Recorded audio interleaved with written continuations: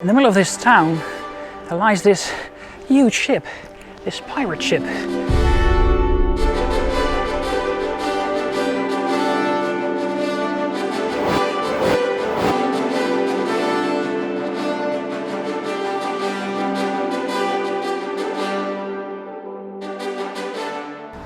Is this thing even real? Well, if by real you mean it has masts and it's able to sail, and it went on exploration to the Arctic, and it's made of solid oak by hand, and its crew ate a polar bear, by the way, I guess this is actually a real pirate ship. So what does this real and functional pirate ship do in this rather nice Dutch coastal town? Well, the answer is rather surprising. It's about revealing the biggest secret in shipbuilding that changed the world forever. It's not actually a pirate ship. It's a reproduction, and it's made completely by hand. You can see here, this is all completely done by hand. And these ships were a bit smaller. This is a yacht, and yachts are a bit quicker, a bit more maneuverable. They sail better because they have a narrower line. The Dutch were the first to build these kinds of yachten, and with it they explored the entire world. They mapped Australia, they went to the Arctic. They also explored the Hudson Bay with it. But it is very expensive. 2 million euros paid for by Harlingen City and many patrons. Why? The Dutch were quite remarkable being able to build these ships as fast as they did. 16,000 man-hours it took, and they built hundreds of them each year. You see, these ships were completely built by eye. There were no plans involved, which made it rather difficult to know how they were built exactly. The first account was written up by Nicholas Witsen. He used all kinds of vague language. Nobody really knew what he was talking about. So master shipbuilder Gerald de Weert created plans from scratch based on ships founding. Here and here. But why this specific ship? This ship represents three things: the heroism of the crew aboard, the secret shipbuilding technique that kicked off the Golden Age, and it explains how a small nation with small ships went on to change the world forever. But to understand this, we first need to go back to 1596 to learn about one of the most epic tales of exploration ever. The Dutch were trying to find a sea route to China. Back then, there weren't many routes, and most trade had to go over the land, over the Silk Road. So the Dutch started exploring the Arctic passages.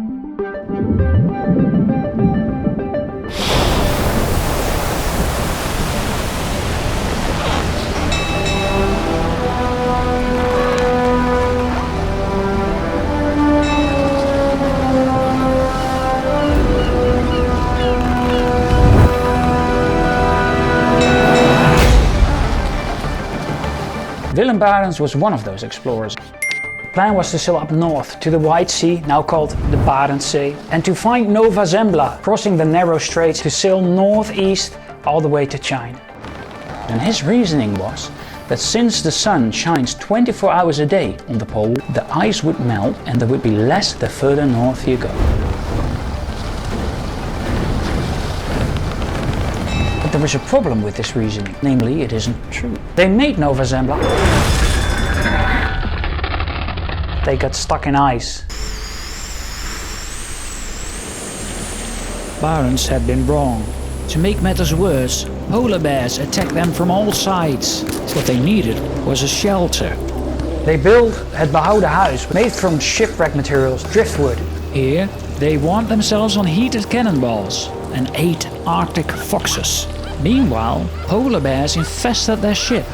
And they were hard to kill using their primitive muskets. But they managed to kill one, and they ate it. Still stuck in ice, they needed to escape. They cleared the path, desperate. But then they did something unthinkable.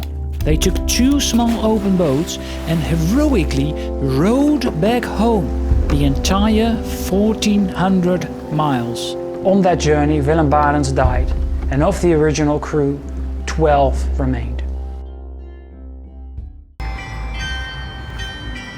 It's about more than just a story. It's about revealing the biggest secret in shipbuilding that changed the world forever. According to de Weert, without this shipbuilding technique, there wouldn't have been a golden age. They built hundreds of ships each year, while these ships cost about 16,000 man-hours to build. So how?